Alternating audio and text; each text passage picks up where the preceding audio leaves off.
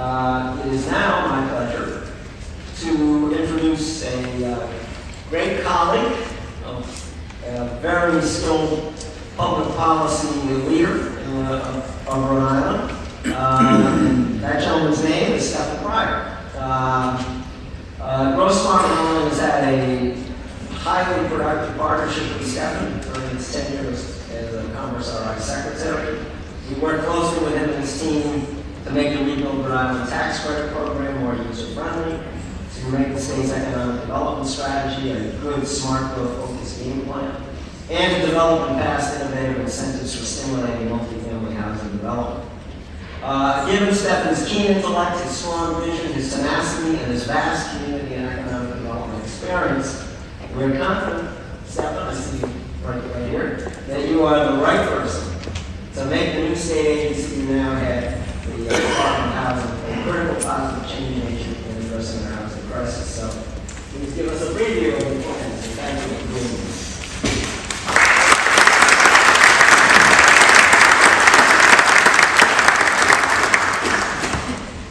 Thank you very much, Scott, John, and the entire team. This organization does a phenomenal job, and it's just so important that we continue to grow smart within our state. There are so many opportunities for that. We have terrific leadership at the state level and at the municipal level that getting it done. I see our treasurer here. Congratulations to our treasurer. In absentia, I want to thank our governor for putting oomph behind the effort to get development going and with an emphasis on housing. I see mayors who are in the House. We have a state that's prepared to do more, but Lord knows we need to do more. I'm so grateful for this forum. Today is not the day for a policy treatise read aloud. I'm still completing my second week on the job, although it's a return to service. But I do want to note that the themes that are being expressed here today are paramount. It's so important that we think about the right way in which to grow. I have a quote from a terrific scholar, and I want to read it aloud. Finding the opportunities for and implementing transit-oriented development represents a triple win for Rhode Island. It can provide a significant boost to our economy, accommodate our need for substantial new housing development, and do it in a way that's good for the environment. That is the terrific practitioner and scholar known as John Pryor.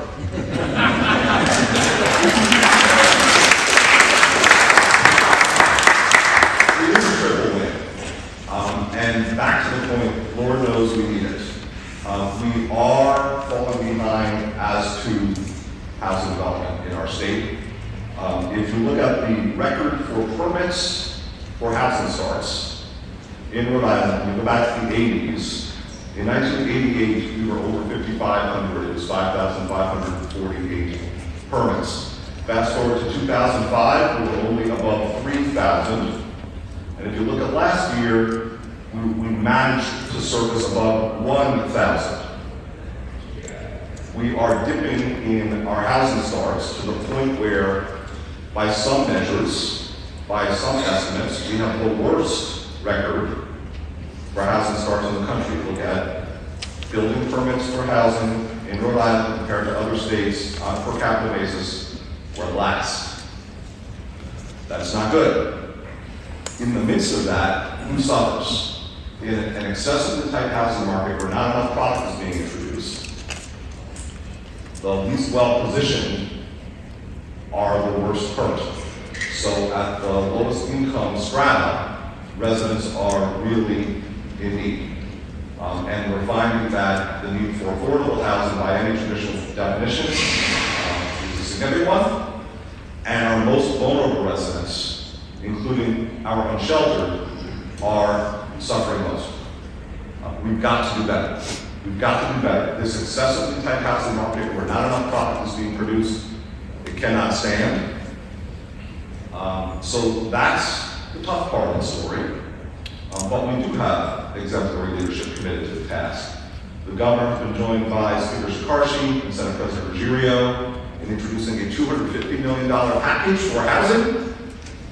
That was a very big accomplishment to allocate our state fiscal recovery funds out of the American Rescue Plan for that purpose, a quarter of our allocation for housing. That's a lot of money. It's also not enough. We must find more public resources, more routinized public resources that we commit to the task, that we can finance against, that we can use to get the job done, and we need to bring the private sector and the nonprofit sector to the table with their resources to get the job done. Now, we have some of the best developers in the land, nonprofit and for-profit. They're getting the job done where they can, but we've got to do more. The fact that we have bottomed out as it pertains to housing, that we're doing so poorly, has resulted in a mandate, and that's the other part of the good news. I know we can all feel it. We all know that Rhode Islanders are behind doing better in the field of housing. We must do better for individuals and families who are experiencing homelessness. Winter comes every year. We need to plan better, invest better, and do better. Not just emergency solutions, by the way. Yes, emergency and interim solutions, also permanent supportive housing for our residents who need it. We must do better. We must do better throughout our market in producing housing stock at every income level, at every price point. We must. Because again, the tight market hurts everyone. We all know folks of every walk of life, every community, who can't find the housing they're seeking at the price points they always view as attainable. It's throughout the entire market. And again, it affects the lower income strata the worst and the most severely.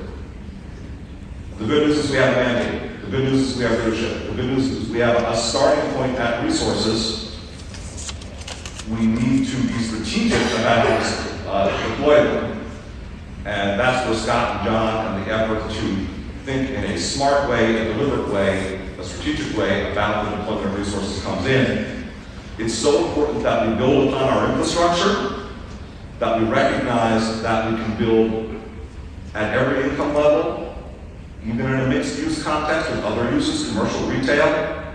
We can build around our transportation infrastructure. We can do it. We've started. There are key moves that have been accomplished, and we have more on the way. It's extraordinarily promising that the Pawtucket Central Falls train station is activated, that we have now new connectivity throughout our state and into Massachusetts in this region. We have some new housing developments that are starting already in anticipation of the train station, including Dexter Street Commons in what is often called the TOD in the Coney Parade District. So residential developments with in excess of 100 units are already starting to sprout and make themselves known and get underway.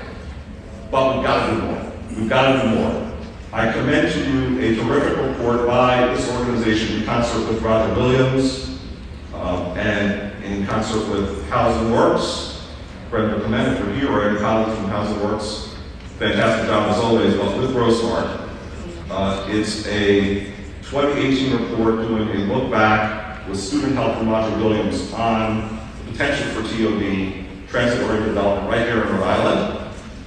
You may have referred to it already. It may be something that gets referred to today, but I want to point out beautiful profiles. It's online. The data stops pre-COVID, but it's all still valid.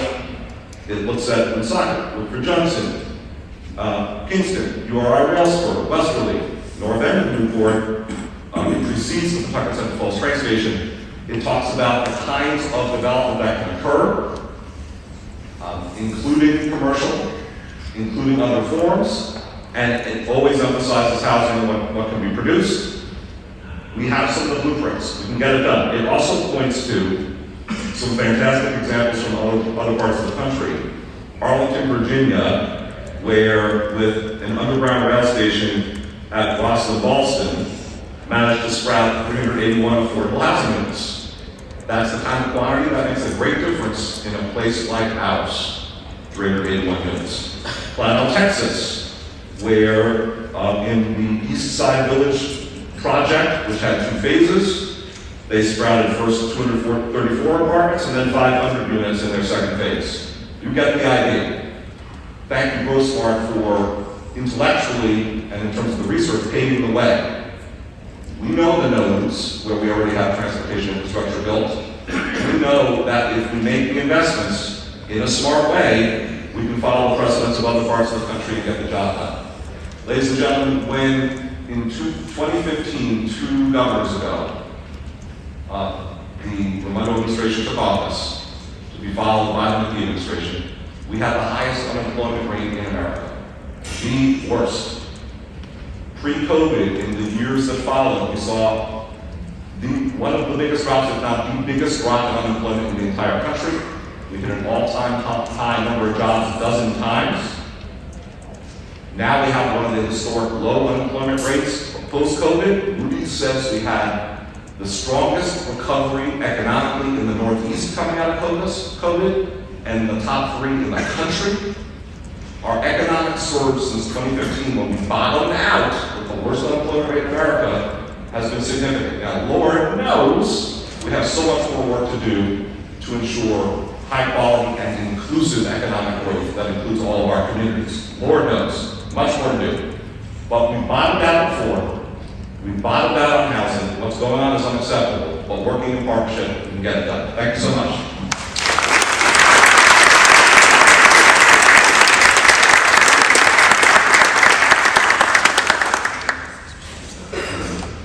Stefan, thank you very much. That was a great overview of the challenges and the opportunities that we're facing in this field. And I think a reminder at the end that despite our history of self-flagellation in Rhode Island, we have a lot to be proud of and to build on.